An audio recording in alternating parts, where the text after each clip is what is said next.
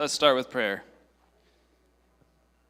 God, we thank you, first of all, for your Son, Jesus.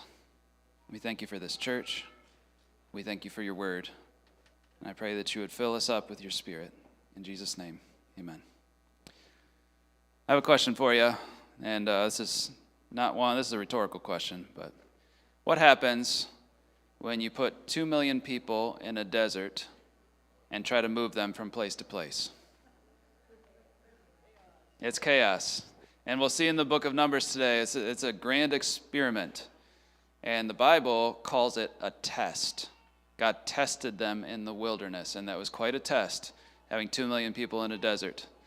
And the people ended up putting God to the test too, right?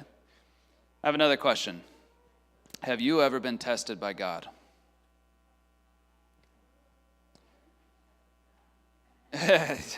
Bev said that she thinks we test God more. I think that maybe that's true, but yes, we're all tested by God, I think every day. Every moment, every circumstance, every feeling, every person, it's a test of our faith. Our life is a test. You ever thought about it like that? And what passes the test is faith. Now, tests like what the children of Israel faced in the wilderness, it brings out either the best in people or it brings out the worst in people. That's what tests tend to do. And really, that's because tests, they just bring out what's in you. And if you've got good things in you, that's what comes out. If you've got bad things in you, that's what's going to come out. It just brings it to light. Our deeds test. Our deeds in a test show our hearts, show whether we have faith or not. Shows whether we have wisdom or humility or love. Now, when Jesus was put to the test in the wilderness, which is supposed to be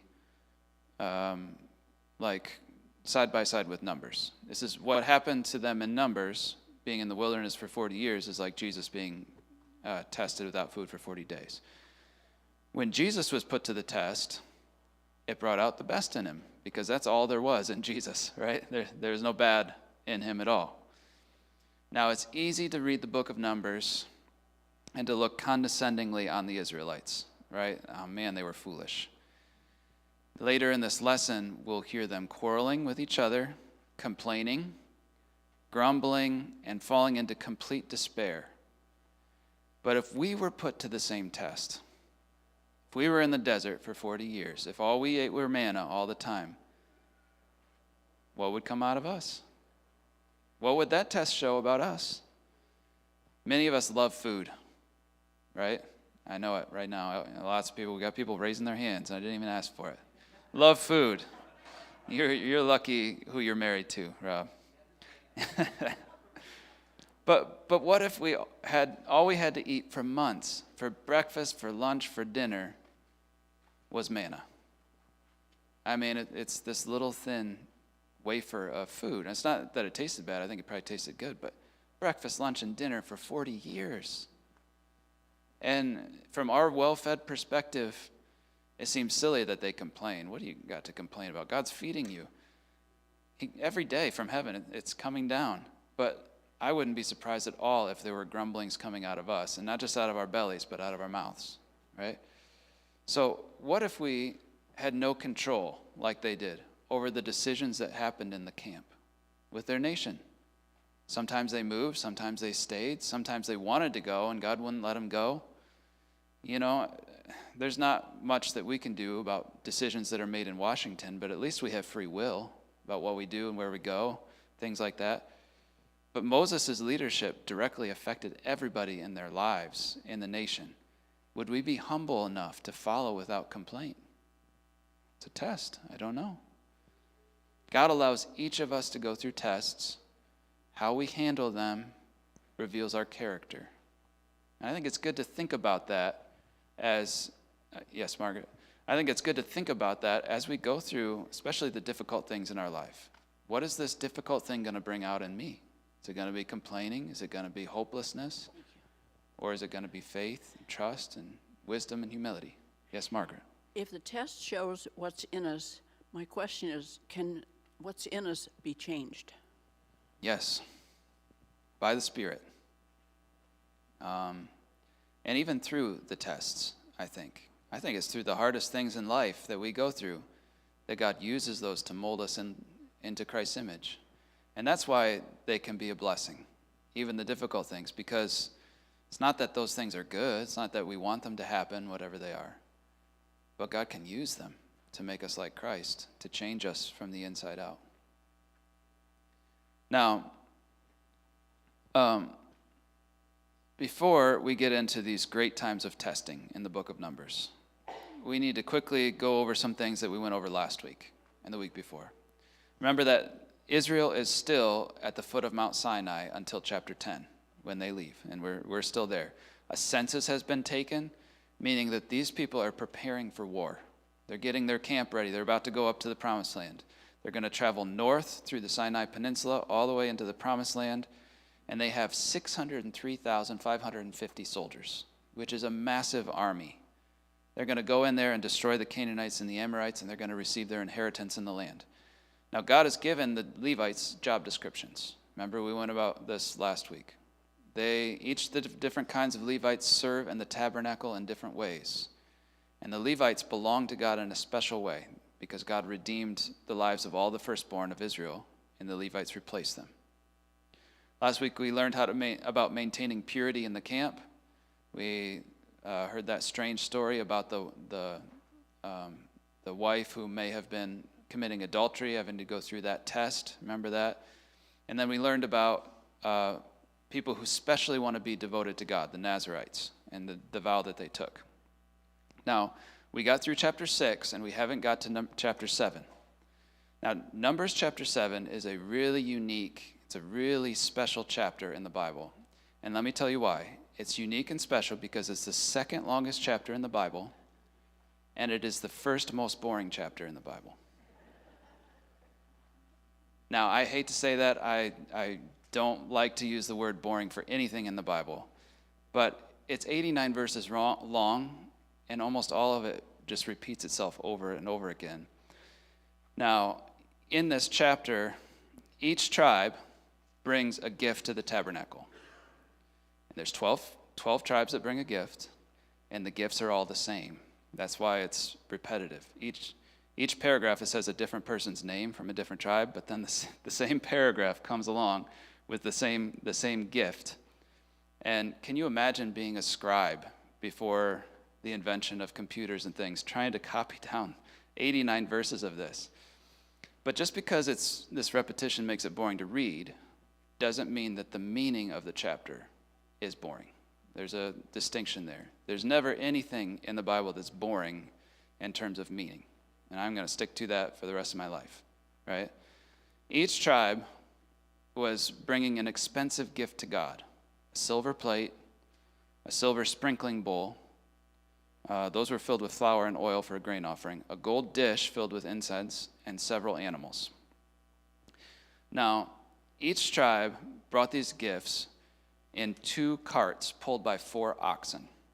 And those carts and oxen were then used by the Levites to cart around the things in the tabernacle whenever they moved. So the Gershonites would put the skins and things in their carts and take them. The Merarites would take down all the poles from the tabernacle and cart them with the oxen and the carts. But the Kohathites, they're the ones, remember, who had to take care of the different furniture in the tabernacle. And so they had the ark and things like that. They were not allowed to put their stuff on a cart. They had to carry them by hand. And perhaps that is actually the main reason why, you remember Uzzah from 2 Samuel 6? They were transporting the Ark of the Covenant on an ox, and it stumbled. Uzzah puts his hand out to stop it. He gets struck down dead. Well, they weren't supposed to be doing that in the first place. They were supposed to carry it on poles on their shoulders. Anyway, that's just an aside. But they're bringing these gifts. And the meaning of these gifts are important. First, they were gifts for God because he was a great king, and this was a housewarming gift. You ever bring somebody a housewarming gift when they build a new house or move in? God had a new house, the tabernacle, and each of the different tribes were bringing housewarming gifts for the king. They were very expensive things, sacred gifts. The second is these gifts were for dedication of the altar, which was in the courtyard, so that the altar could be used to make sacrifices on. Now, the word dedication in Hebrew is the word, does anybody know? I just thought maybe you'd know if you knew anything about Hanukkah. It's the word Hanukkah, is the word dedication. And so in the holiday Hanukkah, which Jews celebrate in December, and Jesus celebrated Hanukkah, by the way, it's celebrating the moment when the Maccabees had cleansed the temple and they dedicated a new altar to God because the evil king Antiochus Epiphanes IV came and set up an altar to Zeus in the temple and offered pig flesh on the altar. And so they destroyed that. They built a new altar. They dedicated it, Hanukkah. And then they went and destroyed Antiochus through a miracle of God. So here in number 7, they're dedicating the altar so that the sacrificial system could begin. This is a huge deal. Now the sacrificial system can start, right? Third thing, they were giving these gifts as memorials to show that each tribe had a stake in the people of God and in the tabernacle. They have a share in the tabernacle, so to speak. In the other building, by the old sanctuary, there's a memorial plaque as you enter. Have you ever seen that before or looked at it? I like to look at it because I see many of the names of people that I knew from my childhood who aren't here anymore written on those. By each name, there's often something like pews, or someone donated a pew, or an AV system, or a stove, or something to the church. Everybody had a stake in the church. Even my grandma Looper's name is on it because she would come and visit and stuff like that. I know Ryan Brewer's name is on it. I saw that. But that's kind of what's happening here. The Israelites were donating to the tabernacle, and they had a name. They had a stake in the place. They showed that this place belonged to them and they belonged to it, right? And so when you read this chapter, you probably don't need to read it too closely, Numbers chapter 7, after the first few verses.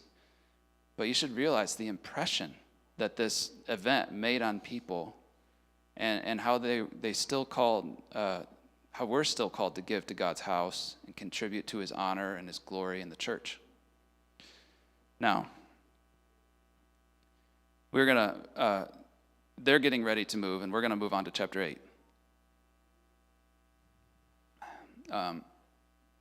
In chapter 8, the Levites are consecrated for their work in the tabernacle. Sacrifices had to be made for them. Atonement, or we might call it expiation, had to be made for the Levites before they could start their work. They had to be consecrated. And that's an important point for us too. In order to do the Lord's work, you have to be consecrated. You think that's still true, right? In order to do the Lord's work, you have to be consecrated. You have to be set aside. You have to be, we in the New Testament, it talks about laying on hands for people. It's setting them aside for God's work. In Numbers 8, the Levites are made, there's a wave offering, same sort of thing, idea. Setting aside these Levites for the work of God. Like other Israelites, they needed to be atoned for when it went about their daily life and things. And so it is with us. We're separated out for the work of the Lord because we're Christians. We must have an initial consecration. And this shows intention to be God's person, to live with a clean conscience before him. Part of this is baptism for us. When a Christian is baptized, they're set apart for God and for his work in the world and in the kingdom. The second thing that the Israelites needed to do before they moved on was to celebrate their first Passover outside of Egypt. So it's been a year since they exited Egypt and had that Passover night, and now they need to celebrate it again. And you remember in the book of Exodus chapter 12, God made a big deal. You're going to do this every year. This is how you do it. This is how you keep the festival. Okay, you got to tell your sons and your children about this and how it's done. Well, now they're going to do it. Did you know that Christians still celebrate the Passover? We still celebrate it. We call it Easter now. And the early Christians always referred to this celebration of the death and resurrection of Jesus as the Paschal feast until the term got changed to Easter centuries later, right? And so this is something that we continue to do, and we're going to do here soon in a few weeks. Now, there seems to have been many years in Israel's history when this Passover went uncelebrated. And often it's because they had turned to sin, worshiped idols, and lost their connection with God. And whenever the best kings came, like Hezekiah and Josiah, big part of their religious reform was to restart the Passover feast and invite everybody to come. And it was always a huge deal. It was basically calling people back to God and turning from their sinful ways. But in Numbers 9, there's a problem. Some people are unclean because they were in contact with a dead body at Passover time. And you can't celebrate the Passover when you're unclean. So let me read, let's see, this is Numbers 9, verses 6 through 7. But some of them could not celebrate the Passover on that day because they were ceremonially unclean on account of a dead body. So they came to Moses and Aaron that same day, and said to Moses, "We've become unclean because of a dead body, but why should we be kept from presenting the Lord's offering with the other Israelites at the appointed time?" In other words, they're unclean, but they still want to celebrate the Passover, and they still feel like they should. It's a catch-22. God told them to do it, but they're unclean. And so Moses went to the Lord to get an answer. The Lord said, "Celebrate it on the first day of the second month. Wait a month. Instead of doing it on the first day of the first month, wait a month and become clean, and then you can celebrate it." And that's an act of grace on God's part. It makes allowances for people when they were unclean, when they had to miss or whatever. But they gave them time to clean up. But in verse 13, it says, if a man was ceremonially clean and he wasn't on a journey and he failed to celebrate the Passover, he was to be cut off from his people. Celebrating the Passover was a huge deal. And as long as you were clean and not on a journey, you needed to be there. Now, the problem was, because of this, because there were a few people that were unclean, they had to wait another month for the Passover, the whole nation had to wait another month before they could take off. Can you imagine how annoying that was? Why does God have to give such allowances just for these people? So we have to wait. So they had to wait another month before they could take off. And in the second half of chapter 9, if you have your Bibles, look at that. We're going to get a clue about how this travel, now that the second month is over, how they were to travel, when they knew when to travel, where they knew how to travel. Remember that the pillar of cloud that God traveled in the book of Exodus, the point of the pillar of cloud was to hide God's glory from people so that he could be near them, he could be present with them, but they wouldn't look at it, his glory, straight in the face and die. The cloud and the what looked like fire at night was a protection for the people so that they wouldn't be overcome by God's glory, but he could still be with them. The pillar, apparently, stayed above the tabernacle continually. So can you imagine this? I mean, that would have been, it wasn't just this tent. It was that God was right there. People could see it. And the pillar would look like fire at night, even though it doesn't say that it is fire.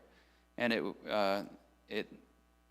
whenever the pillar stayed above the tabernacle, that's when people were supposed to stay where in the area they were. And whenever the pillar got up from the tabernacle and started to move, the people needed to get ready to break camp and move. So let's read Numbers 9, 15 through 23.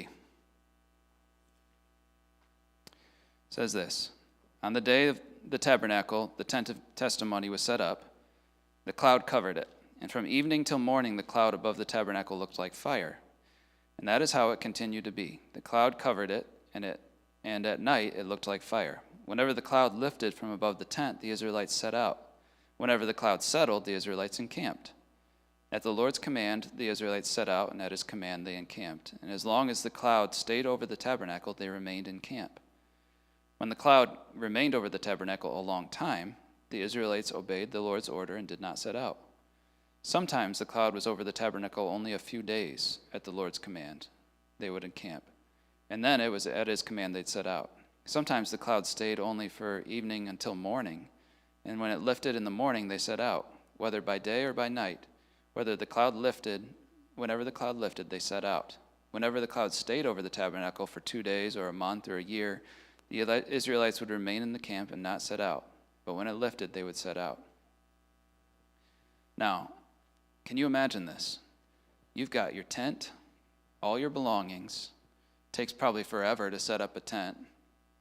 And sometimes God would have you camp for the night and then get it up and go. And then sometimes you've been there one time in one place for 38 years in Kadesh Barnea. And they were waiting for God to move, and he never did. Right? They had to be at the Lord's command to move or to not. And whenever they stopped, or whenever they took off, Moses would say this is at the end of chapter 9, or 10. He would say, "Rise up, Lord. May your enemies be scattered. May your foes flee before you." Whenever it came to rest, he'd say, "Return, Lord, to the countless thousands of Israel." And I like that. Yes, Jim? I don't know where I heard this, but I heard that the people had to move when the cloud did because that was their shade. And being in the wilderness, they would cook out there if they were away from that cloud, and so that forced them to move. I have no verse for that or anything, but it kind of made sense to me. Well, that is creative, but remember that people camped around the tabernacle where the pillar was. And if you're on one side of it, you're going to get shade, and if you're on the other, you're not. So I don't think it's just that. I think they knew it was God telling them to go when he moved. Let's look at chapter 11. Now Cindy's question. But turn to chapter 11 right here. Sloan. Cindy has a question or a comment or something. That's all right. As high as possible. Sorry. It's just a lot easier. I have a question about the people not keeping the Passover. It said that they would be cut off. So what did that mean? Did that mean they left them behind? Did that mean they were able to ever regain, good favor again? That's a good question, and that phrase occurs many times in the Pentateuch.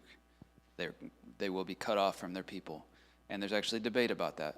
I think that it probably means that you can't be a part of us, you can't be in the camp anymore. They were set out on their own. Don't think that it means that they were killed, but maybe in some cases. Yeah. All right, chapter 11. This is where Numbers really gets fun to read and interesting. And so in Numbers 11, some people among them start to complain. And this makes me think of whenever we take our family on a long distance trip or vacation, and the car's in the garage, and it really doesn't take us long to start complaining, right, Beth? It happens very soon, and are we theirs yet? That just starts way too soon. Everybody gets hungry at once, and it's funny on these long trips. We get the kids in the car, right, in the garage, and we think, okay, we're going to take off soon. We just have a few more things. Let's get them in the car so we can go. And then it's 10 more things that we remember, and the kids are sitting there anxious. And then I get in the car, and Beth remembers 20 more things, right, and so I'm getting frustrated and anxious, and time to go. But finally, by the time everyone's sitting in the car, and before we've left the driveway even, we've lost our patience with each other and with everything. So this is kind of like what's happening here. Moses and the Israelites, they had barely left the driveway before some of the people started complaining, right? That really, it was a 3-day journey. They stopped, and the complaining starts. So this is chapter 11, verses 1 through 3. It says, "Now the people complained about their hardships in the hearing of the Lord, and when he heard them, his anger was aroused. Then fire from the Lord burned among them and consumed some on the outskirts of the camp. And when the people cried out to Moses, he prayed to the Lord, and the fire died down. And so the place was called Taberah, because fire from the Lord had burned among them. Now this was just a warning. I mean, God wanted to show that complaining was not going to be tolerated. He was nipping the problem in the bud. Few people complain on the outskirts of the camp. Fire is done. He showed how things were going to be. But complaining about our hardships as humans is so natural to the sinful nature. It's the most natural thing in the world because humans are by nature sinful, right? And so, they certainly could have looked at things, these complainers, from a different way. I mean, they had a God who is all-powerful and good living in their camp. This had never happened before. Like, no one had ever experienced what they were experiencing.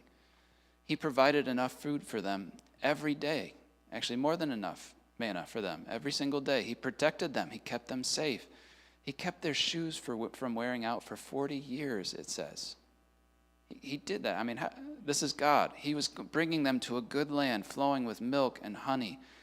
But they could only see the bad and the middle of their circumstance, the dry desert, the frustrations of living there. Do you know who has had the hardest life of any human being ever? Jesus. I mean, I think it's obvious.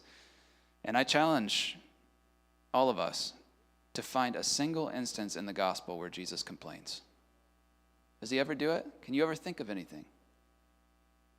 He had reason to, but no, he never complained a single time. Not when he had no place to lay his head, not when he went without food for 40 days, not when people in town rejected his messages, rejected him and his message.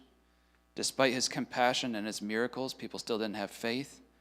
The Pharisees said he was from the devil and he was from God. Peter denied him. His disciples abandoned him. His friend Judas betrayed him to death. Pilate's guards whipped him. They mocked him. He didn't complain. They spit in his face. He didn't say anything. They put nails in his hands and in his feet. The people on either side of him, the real criminals, mocked him.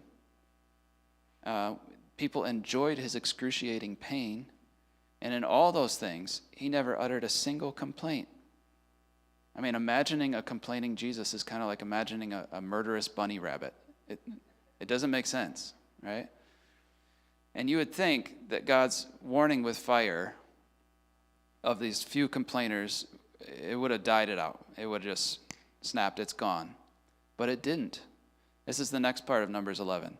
The rabble with them, that's what are these people who are complaining. The rabble with them began to crave other food.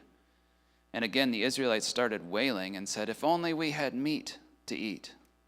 We remember how good it was in Egypt when we ate all these different diversity of food at no cost. And we've lost our appetite with this manna. And that's all we see, they said. And the description of these grumblers is really interesting. They're the rabble among them. And it's possible that these people were not native Israelites, and that they lived outside the camp, on the outskirts of the camp. When the Israelites left Egypt on the night of the Passover, Exodus 12:38 says, many other people went with them, and also large droves of livestock and both flocks and herds. And that's interesting, isn't it? It's not just the Israelites who left Egypt. There's a bunch of these other mixture of people who kind of live on the outskirts of the camp and tag along like groupies. And they're causing trouble, right? Now, I think that these people, these rabble, are mixed with the Israelites. There's a story in Leviticus 24 about a man with an Egyptian father and an Israelite mother who rebelled against God and was working on the Sabbath, and what they do with him. And so I think a lot of these people had intermarried with the Israelites over the 400 years where they were there. But these people were causing trouble, and they were complaining about the food. And again, sounds like kids complaining about what's for dinner, right? Especially when I cook, it happens, which is very rare. So that's why. But there's good reason, or there wasn't a good reason why they should complain. And not only was God giving them all the manna they could eat, but the manna was good. There's a description of it in Numbers 11, 7 through 9. It tasted like something made with olive oil. Olive oil was a precious substance, you know. And it came down, it settled on the ground like dew every night, and they had more than enough to eat.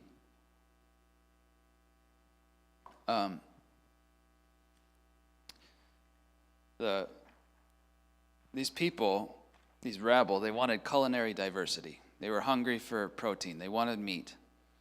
And when Moses heard about their complaining, you know what his response was? He complained. He completely lost it.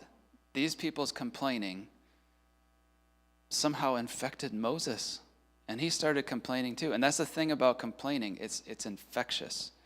And even the holiest and humblest of men, like Moses, can get sick.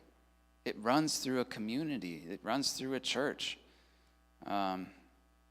People start complaining, not even all about the same thing. It just gets into people. This, whatever it is, it needs to be nipped in the bud. Now, the thing about complaining is that it shows a lack of faith in God. And let's see if you can catch it as you listen to Moses, where his lack of faith is in his complaining. So let's look at Numbers 11 through 15. He asked the Lord, "Why have you brought this trouble on your servant? What have I done to displease you that you put the burden of all these people on me? Did I conceive all these people? Did I give them birth? Why do you tell me to carry them in my arms as a nurse carries an infant to the land you promised on oath to their ancestors? Where can I get meat for all these people? They're wailing to me, 'Give us meat to eat.' I cannot carry all these people by myself. The burden's too heavy for me. If this is how you're going to treat me," listen to this, "this is how you're going to treat me, please go ahead and kill me." This is Moses talking. "If I have found favor in your eyes, don't let me face my own ruin." Boy, that's beyond complaining. That's just hopeless despair right there. He lost it. But can you see the lack of faith in Moses' speech? He's upset because he thought it was up to him to make all these people happy, to please them, to give them everything they needed, that it was his responsibility. But God's the only one who can fulfill that, right? He wasn't trusting God to do it. And God can do whatever he wants. He can give meat to 2 million people. Easy. And what happens when you're in an impossible situation and you don't have faith? You despair, right? And that's what happened with Moses. And this is Moses, the man who saw great miracles happen through his own staff. I mean, the Red Sea parted. The 10 plagues. Moses made it through the golden calf incident. He spoke to God on a daily basis, and Moses failed in his faith and fell into despair because he wasn't seeing the truth. He didn't have his eyes set on God, but on his problems. Same thing happened to Elijah. Remember that story? He runs away. Mount Carmel, the great incident where God defeated the prophets of Baal in an amazing fashion. In the next chapter, he runs away and says, "I wish I were dead," because Jezebel was trying to kill him, and he falls into despair. John the Baptist, in prison, I think, I might be reading into this, but he seemed to kind of despair. Are you really the Messiah, Jesus? And Peter and Naomi in the book of Ruth, which we heard about this morning. I mean, she fell into despair. It happens to the best of us, and that's why I think God is so gracious with Moses and the rest of these guys.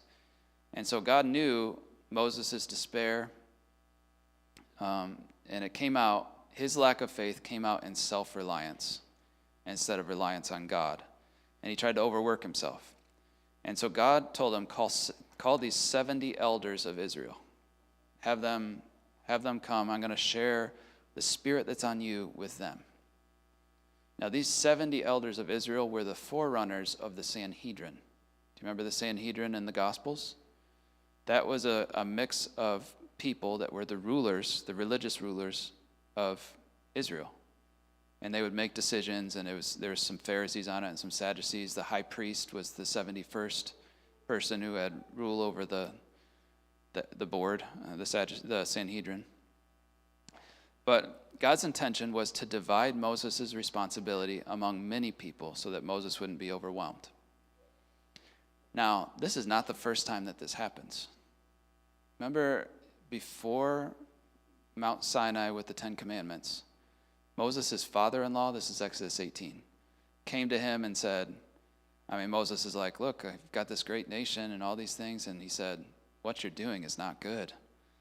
All these people are depending on you to hear their cases. And so divide them into groups of 1,000 and have someone over them. And then 100 and have someone over them. And then 50 and then 10. And so Moses did it administration-wise.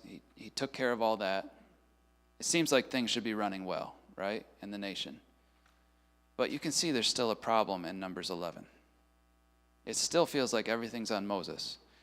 Things had been administrated well, but there's still something lacking. No one else had the Holy Spirit with the gift of leadership and wisdom and prophecy except for Moses. It was all on him. And in order to share the load, God needed to share the Spirit that was on Moses with other people. And so God says, have them come to the tent of meeting and stand there with you, and I'm going to take the Spirit that's on you and put it on them. Doesn't mean he's going to take Moses' spirit. He still had as much of the Spirit as he always did. But he was going to share it. Now, interestingly, there's a brief break in the story. We go, in Numbers 11, we keep going from, Moses' problem with being overburdened and needing to share the Spirit, back to the people who are complaining about food. It goes back and forth in this chapter. And so we don't know what's going to happen with the sharing of the Spirit yet. But instead, we're talking about the people who are demanding meat. And God says, get the people prepared like they requested. It reminds me of the feeding of the 5,000 when Jesus said, have them all get seated in order to eat. And there was no food yet to serve them. Can you imagine that? They knew they were about to sit down and eat. God said, get them ready to eat. I'm going to give them the meat they ask for. There's no meat around. Where's he going to get this from? And he says, I'm not only going to give them meat for a day, I'm going to give them meat for a whole month. They're going to have so much that the meat's going to be coming out of their nostrils. And I think God's kind of being funny there. That's an example of his humor, I think. Now, Moses had no idea, of course, how this could be done. There were 2 million people in the desert who needed to eat.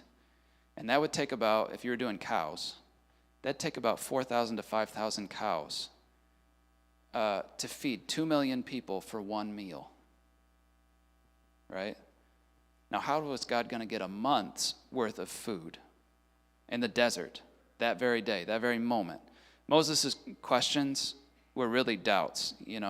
I don't think this is Moses' best chapter. But God says, is the arm of the Lord too short? And now again, there's another break. What's God going to do? He's getting the people seated. It seems like, Moses is just confused. What's going to happen here? And I think that the reason why it keeps going back from the food problem to the being overburdened problem is that we have two impossible tasks for caring for these people, and Moses can't fulfill either one, and they're going on at the same time, right? And the point is that God is taking care of them both at the same time. God is a great multitasker. He can take care of this situation, both these situations. So God puts the Spirit that's on Moses on these 70 guys. They start prophesying, but there's 2 who didn't come into the camp, Eldad and Medad. And they're prophesying in the camp, They didn't come to the tent of meeting. And all the Israelites are seeing them prophesy, and they're like, wow, these guys are impressive. They're filled with God's Spirit. And the news was spreading all over that these 2 men had a great spiritual connection with God. And when it was reported to Moses that these 2 people were prophesying in the camp, Joshua was standing right next to him. And Joshua loved Moses so much. And he just wanted Moses to be the man, right? He didn't want any competition with that. He wanted everybody to respect him and things. And when they heard, there's these 2 other guys who are prophesying in the camp, Joshua said, Moses, stop them. Please, don't let them do this. And this is where Moses redeems himself with such humility. He says, are you jealous for my sake? I wish that all the Lord's people were prophets, and the Lord would put his spirit on them. He not only is trying, he doesn't care to keep the glory for himself, but there's also something else in that. He says, I wish all the Lord's people were prophets, and he would put his spirit on them. God has put his spirit on the whole church. Isn't that amazing? And he's given us all different gifts to build up the body. So Moses knew that he was not gifted, he was not tasked with leadership for his own benefit, but for the benefit of God's people. So finally we get back to the meat problem, and we're going to end with this. God can handle that easily. He caused a wind to drive a huge flock of quail inland, and they landed right in the camp. And the quail were piled 3 feet deep, it says. 3 feet deep. They're wading in quail up to their knees, right? Or up to their waist. And that not only is it 3 feet deep in the camp, but it was 3 feet deep for a day and night's walk in any direction. That's way more than a month's meat, isn't it? That is so much. And the meat came, and the people were so excited. I'm guessing quail's pretty good. Has anybody had it? Good quality meat, right? They kill it, they eat, and they forgot to do something before they ate. Do you know what it was? They didn't say grace, right? They didn't thank God for their meal. The moment that they took their first bite and it was in between their teeth, God struck them with a plague, and many of them died. And that's a lesson for us too. Thankfulness is the best remedy for complaining, and complaining will bring a plague on you. It'll bring a plague on a church. It'll bring a plague on a nation. Our nation is a complaining nation. And if not a physical plague, it's going to definitely bring a spiritual and emotional one. And so we have to be careful and continue to trust in the Lord. All right, I think we've hit our limit. So thanks for coming. We'll pick back up in chapter 12 next week.